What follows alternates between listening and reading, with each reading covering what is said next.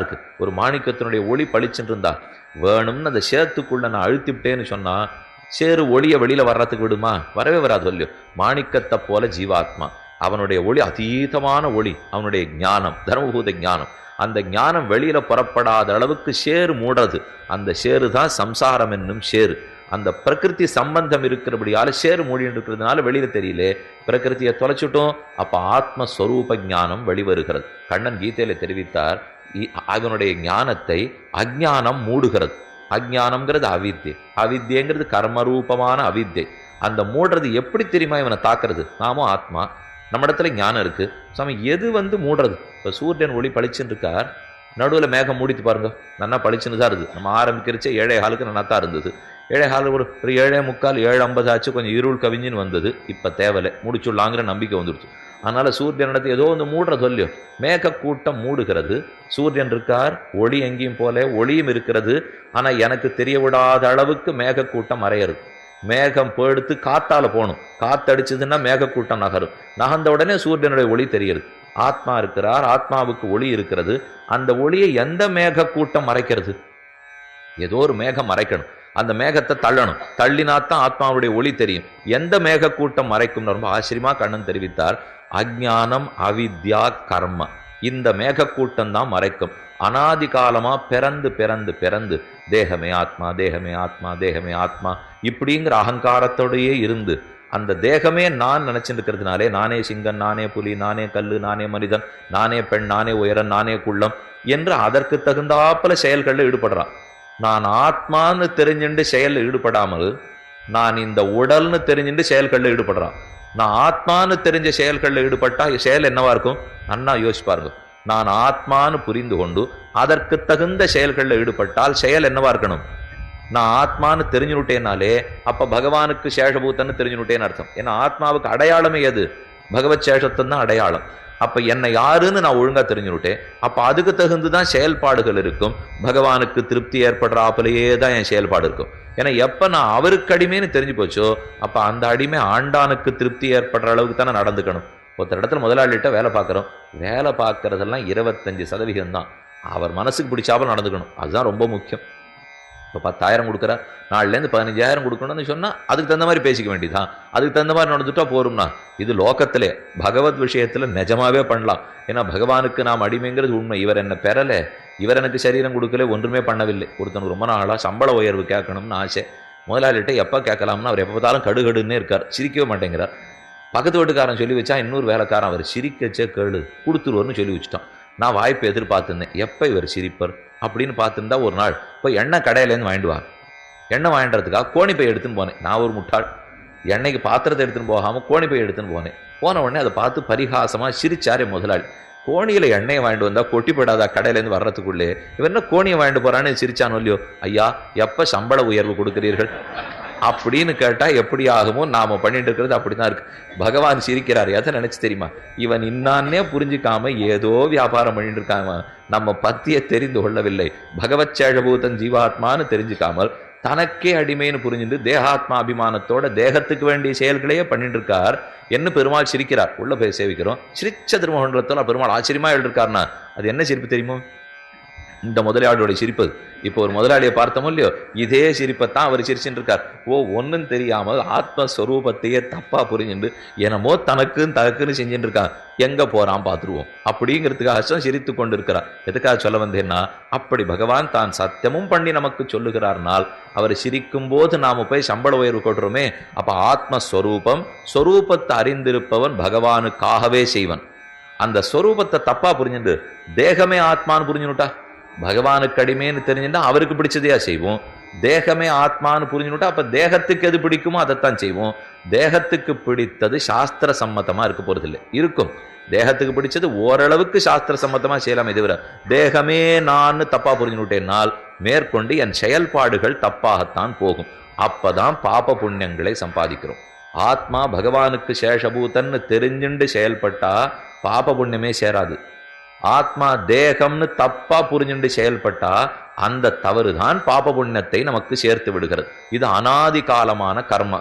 இந்த கர்மமே நமக்கு அஜ்ஞானம் ஆயிடுறது.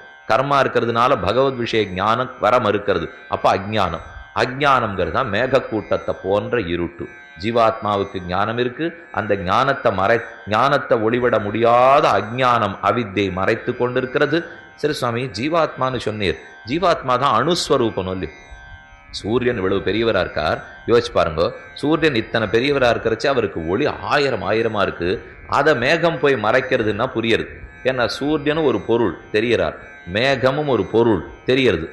நீர் ஏதோ ஒன்று சொன்னீரே, அனாதிகால கர்மா மறைக்கும், ஆத்மாவனுடைய பிரகாசத்தை மறைக்கும்னா, ஆத்மாவே கண்ணுக்கு தெரியாத பொருள், அவர் ஞானம்ங்கிறது கண்ணுக்கு தெரியாத பொருள், கர்மாங்கிறது கண்ணுக்கு தெரியாத பொருள். அப்ப எப்படி மறைக்கும்? முதல்ல பொருளை மறைக்கும்னா புரிஞ்சுக்கலாமே தவிர, ஒரு குணத்தை மறைக்கும்னா உங்களை புரிஞ்சுக்க முடியுமா? ஒருத்தர் நல்ல கோபிஷ்டரா இருக்கார், ஒரே கோபம், சாமி அவர் கோபத்தை கொஞ்சம் கழட்டி கொடுமேன்னா எப்படி? கோபமுடையவர் அழைச்சின்னு வரலாமே தவிர, கோபத்தை கேட்டது பொருளே இல்லையே, அது குணம்னா. அதனால ஒரு பொருள் மறைக்கிறது புரியும். ஆத்மாவே கண்ணுக்கு தெரியல, அது பொருள் தான், ஆனா கண்ணுக்கு தெரியல, திரவியம் தான் ஆத்மா. ஆத்மாவுடைய ஞானமும் திரவியம் தான், ஆனா கண்ணுக்கு தெரியல. நாம பண்ணிட்டு இருக்கிற கர்மா அதுவும் தெரியல. அப்ப இது எப்படி மறைக்கும்? மறைக்கிறதுக்கு பொருளான தன்மையே இல்லையேன்னா அதுக்கு ஒரு வழி சொல்றார் கண்ணன். இந்திரியாணி மனோபுத்திகி அஸ்ய அதிஷ்டானம் உச்சதே. இந்த ஜீவாத்மாவுக்கு இதை நன்றா மறைத்து ஒண்ணுமில்லாத ஆக்கிறதுக்கு தான் சரீரம் கொடுக்கப்படுகிறது. ஆத்மாவா இல்லையே, ஒரு சரீரம் கிடைச்சிடுறது இல்லை இவருக்கு. அந்த சரீரம் கிடைக்கிறது கர்மாதீனமாக. இவன் பண்ணி வச்சிருக்கிற கர்மங்கள் ஒரு பிறவியாக எடுத்து, பிறவியிலே சரீரம் இருக்குன்னா இப்ப பொருள் கிடைச்சிருத்து பாருங்க. நன்னா கண்ணால பார்க்கக்கூடிய சரீரம் இருக்கா? சரீரத்தில் இந்திரியங்கள் உள்ளன, கண்ணு காது மூக்கு முதலானவை. சரீரத்தில் மனது உள்ளது, அதிலே புத்தி உள்ளது. ஆத்மாவனுடைய புத்தி, சரீரத்தில் இருக்கிற மனசு, சரீரத்தில் இருக்கிற புலன்கள், இது இத்தனையும் தான் மூடும் அவித்யை. அவித்யை எதை தனக்கு இடமா பிடிச்சுக்கிறதுன்னா, இப்போ அவர் பேர்ல ஏதோ பிசாச்சு பிடிச்சிடுத்து அப்படின்னு சொல்ற மாதிரி ஒரு மனுஷன் பேர்ல அது வந்து ஏறுடுறது, ஆவேசிக்கிறதுங்கிறமே. அதை போல நம் புலன்கள் பேர்லையும் மனசு பேர்லையும் புத்தி பேர்லையும் அனாதிகால கர்ம அவித்தைகள் ஆவேசிக்கும்னா அது வந்து இதை பிடிச்சுடும், ஆக்கிரமிப்பு பண்ணிவிட்டு நான் மன்றாப்புறதான் பண்ணணும்னு. சில சமயத்தில் இப்போ 6-4 பேர் கொள்ளக்காரெல்லாம் நம்ம வீட்டுக்குள்ளே புகுந்துட்டு நாம் 2 பேர் ஏதோ உட்காந்து பேசிட்டு இருப்போம். அவள் அங்கேருந்து வந்து நான் உங்களை பிடிச்சுனுட்டேன், இப்போ இனிமே நாங்கள் கேட்கறதே அரசாங்கம் கொடுக்குற வரைக்கும் உங்களை விட மாட்டோங்கிறானோ இல்லையோ. அதை போல இது வந்து நம்மளை பிடிச்சுனுடுறது. இது பிடிச்சுனுட்டுதுன்னு இனிமே அது சொன்னபடிக்குத்தான் நாம போக வேண்டியிருக்கு, நாம சொன்னபடிக்கு போகலை. அது நாம சொன்னா கேட்குமா? அது துப்பாக்கி வர கையில் வச்சுருக்கா. அதனால அதுவும் சொல்றபடி தான் நாம கேட்டாகணும். இந்திரியாணி மனோபுத்திகி அஸ்ய அதிஷ்டானம் உச்சதே. நம் இந்திரியமும் மனசும் புத்தியும் அதால் ஆக்கிரமிக்கப்பட்டு விடுகிறது. இனி அது எந்த வழி இழுக்குமோ அந்த வழிதான் இந்திரியங்கள் போகும். அப்ப அனாதிகால கர்மா இந்திரியத்தையும் மனசையும் புத்தி ஆக்கிரமிச்சுடுத்து. அப்ப ஆத்மா தவிக்கிறார், ஆத்மாவிடத்துல ஞானம் இருக்கு, அது ஒளிவிட முடியாம இது இத்தனையும் மறைச்சுடுத்துப்போ. இந்த மறைப்பை விளக்கினாலே ஒழிய ஆத்ம ஞான விகாசம் ஏற்படாது.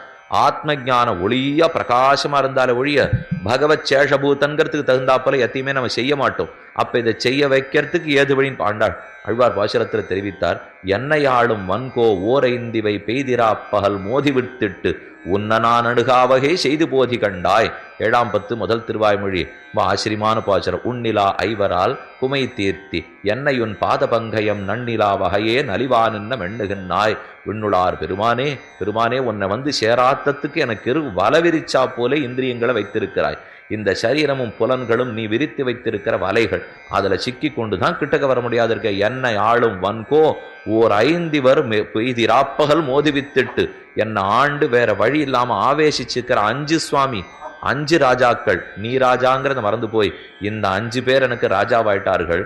தீர்மருந்தின்னி ஆழ்வார் பாசுரத்தில் தெரிவித்தார். தீர்மருந்தின்னி 5 நோயிடும் செக்கிலிட்டு திரிக்கு மைவரை வேர்மருங்குடைத்தா உடைத்து நெகிழ்ப்பான் உக்குன்னாய். 6 மருந்தினி ஆகுவார் அடலாடியேந்தி அசுரர் வன்குலம் வேர்மருங்கருத்தாய் விண்ணுளார் பெருமானேயோ. விண்ணுளார் பெருமார் கடிமை செய்வாரையும் செரும் ஐம்புலனிவை மண்ணுள் என்ன பெற்றால் என் செய்யாம் அத்து நீயும் விட்டால் பண்ணுளாய் கவி தன்னுளாய் பத்தியுனுளாய் பரமேசனே வந்தன் கண்ணுளாய் நெஞ்சுளாய் சொல்லுளாய் ஒன்னு சொல்லாயே. பகவன் நீ எப்படியாவது ஒரு வார்த்தை சொன்னாய் என்னால் தான் இந்திரிய குரோஷத்திலிருந்து நான் வெளியே வருவேன்.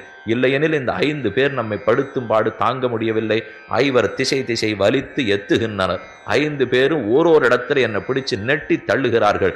இதுதான் என்னை மூடின்னு இருக்கு. இப்போ இந்த மூடியிலேருந்து வெளியில வந்தால வழிய ஆத்மஸ்வரூப ஞானம் எனக்கு இல்லையே. ஆத்மஸ்வரூபம் பகவத் சேஷத்துவம். அதை பத்தி அறிந்து கொள்ளாமல் இந்திரியங்களோட மனசோட புத்தியோட தவித்து கொண்டிருக்கிறோம். இது வெளியில வரணும்னா என்ன வழி?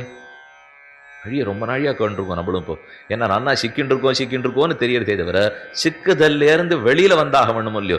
வெளியில வருவதற்கு பகவான் தான் காற்றாக வருகிறான். மேகன் நகரணும். மேகன் நறந்துவிட்டா சூரியனுடைய ஒளி பிரகாசமா இருக்கும். அதைத்தான் கண்ணன் தெரிவிக்கிறார். தேஷாம் ஆதித்யவது ஞானம் பிரகாசயதி தத்பராம். நான் அவனுக்கு ஒரு ஞானத்தை கொடுக்குறேன் அர்ஜுனா. அவன் செய்ய வேண்டியது ஒன்னே ஒன்றுதான். இந்த மேக கூட்டத்தை காற்றாக இருந்து என்னால் ஒழிக்க இயலாது. ஏன்னா மேகம் வலியது, அதை விட காற்று வலியதாக இருக்க வேண்டும். அந்த காற்று வாயுன்னு சொல்லப்படுற காற்றல்ல, பகவானே தான் தீ நீர் நிலம் காற்று அனைத்தும். அப்ப அவன் தன்னுடைய அனுகிரகங்கிற காற்றாலே இந்த இருட்டை போக்கிவிட்டார்னால், இந்த தமஸ் என்னும் மேக கூட்டத்தை நீக்கிவிட்டார்னா, அப்ப ஆத்மஸ்வரூப ஞானம் பளிச்சென்னு இருக்கிறது. பகவத் சேஷபூத்தன்னு தெரிஞ்சுண்டு நான் தேகம் அல்ல, நான் மனுஷன் அல்ல, நான் தேவன் அல்ல, நான் சிங்கம் அல்ல, ஆத்மதாசன், பரமாத்மாவுக்கு நான் தாசங்கிற உண்மையை புரிந்து கொள்ளுகிறேன். அப்புறம் தேகாத்மாபிமானம் வராது, சுவாதந்திரியாபிமானம் வராது, அன்னசேஷத்வாபிமானம் வராது. அகாரத்துக்கு மகாரத்துக்கு சரியா அர்த்தத்தை புரிஞ்சுடுவோம். அப்ப அகாரவாச்சனுக்கு மகாரவாச்சனான ஜீவாத்மா அடிமைங்கிற ஞானம் மலர்த்தி ஏற்பட்டு அவன் ஆனந்தத்துக்காகவே செயல்படுறதுக்கு ஆரம்பிச்சிருவோம். இது இத்தனைக்கு என்ன செய்யணும்னா காத்தடிக்கணுமே. காத்தடித்து விளக்க வேண்டும் இல்லையோ. எப்ப மேகம் விலகித்து பாருங்க. ஒருத்தரை கொல்றேன்னு அர்ஜுனன் பிரதிஜை பண்ணாரா? அபிமன்யுவை கொல்லுவதற்கு யார் காரணமா இருந்தாரோ இன்னைக்கு மாலைக்குள்ள அவனை நான் கொன்னுடுறேன், ஜெயத்ரதனை கொன்னுடுறேன்னு அர்ஜுனன் பிரதிஜை பண்ணிட்டார். ஒன்றும் நடக்கல. சூரியனானா இருந்துட்டு இருக்கார், விழுந்துட்டே இருக்கார். 5:50. இவன் வாய்ப்பேச்சு அடிக்கடி அர்ஜுனன் நிறைய பேசிடுவார். கண்ணன் பேசி பார்த்துட்டே இருப்பார், இவர் சொல்லிட்டே இருப்பார். இதோட ஒண்ணுமே நடக்கவே நடக்காது. எடுத்து தலைப்பட போறது இன்னும் 5 நிமிஷம் இருந்தா அவனே ஆத்மஹத்தி பண்ணிக்கணும். கண்ணன் பார்த்தார், அன்னிலேருந்து இன்னி வரைக்கும் இதுக்காக பாடுபட்டேன். இப்போ திரௌபதி கோவிந்தான்னு கூப்பிட்ட அன்னிலேருந்து இவன் 5 பேரோட கண்ணன் பட்டிருக்கிற பாடு சுலபமான பாடல்ல. இத்தனையும் பண்ணிட்டு ஒரு நிமிஷத்துல யுத்த பூமியின் அர்ஜுனனை விட்டு கொடுக்கறதுக்காகவா கண்ணன் படுவர்? சரின்னு அப்போது யோசித்தார். தன்னுடைய சுதர்சனார சக்கரம், 1000 அறங்களோடைய கூடின சுதர்சன சக்கரத்தை நினைக்க கருதிமிடம் பொருது கை நின்ன சக்கரத்தன் பொருது புனல் என்ன ஆழ்வார் தெரிவித்தார். நினைக்கிற இடத்துல போகிறார், நினைத்த செயலை செய்வர். நினைத்த மாத்திரத்தில் சுதர்சன சக்கரம் வந்தது. சூரியன் நின்றுருக்கார். அந்த சூரியனுடைய ஒளியே மறக்கடிக்கக்கூடிய ஒளிபடைத்த சக்கரம். அந்த சக்கரம் வந்த உடனே சூரியன் மறைஞ்சாப்புல ஆயிட்டார். மறைஞ்சதுன்னு உடனே சாயங்காலம் அஸ்தமிச்சு நிறுத்துன்னு ஜெயத்ரதன் கிட்டக்க வந்துட்டான். துரியோதனாதிகள் கிட்ட வந்துட்டா, ஓ அர்ஜுனன் இப்ப பிராணனை விடணும், பார்த்து கொக்கரிக்கலாம் என்கிறதுவரை எல்லாரும் வந்தார்கள். கண்ணன் புரிஷன் போட பார்த்துருந்தவர் எல்லாரும் வந்து சேர்ந்துட்டாளான்னு பார்த்துனுட்டார். திரும்ப மேல தன் சுதர்சனத்தை பார்த்த உடனே அது நகர்ந்தது. சூரியன் ஒளி விட்டார். உடனே பக்கத்தில் இருக்க அர்ஜுனனை பார்த்து சொன்னார், ஹே அர்ஜுனா, அதோ சூரியன் இதோ ஜெயத்ரதன். போர் மூல்யம் வேற ஒன்றும் சொல்லவே வேண்டாமே. அதோ சூரியன் இதோ ஜெயத்ரதன்னா தலை போடணும்னு அர்த்தம். அடுத்த நிமிஷம் ஒரே அம்பாலே ஜெயத்ரதன் தலையை நீக்கி கொண்டு போய் ரிஷி தபஸ் பண்ணிட்டு இருக்கிற இடத்துல போட்டான். அவர் தலை வெடிச்சு போச்சுன்னு அர்த்தம். அப்ப சுதர்சனார சக்கரம் வந்துதான் மேக கூட்டத்தை விலக்கி ஆக்க வேண்டும். ஆனால் நம்ம கிட்ட மேக கூட்டம் மூடி கொண்டு இருக்கிறது. அவர் சுதர்சன சக்கரம் வந்தா தான் மேக கூட்டம் நமக்கு விலக போறது. விலக்கிறதுக்கு என்ன செய்ய வேண்டும்னா, இது நம்மால விலக்கிக்கிறதுக்கு முடியாது, பகவான் தான் நமக்கு விலக்கி கொடுக்க வேண்டும்னுட்டு அவனிடத்துல சரணாகதி அனுஷ்டிக்கிறோம் இல்லையோ.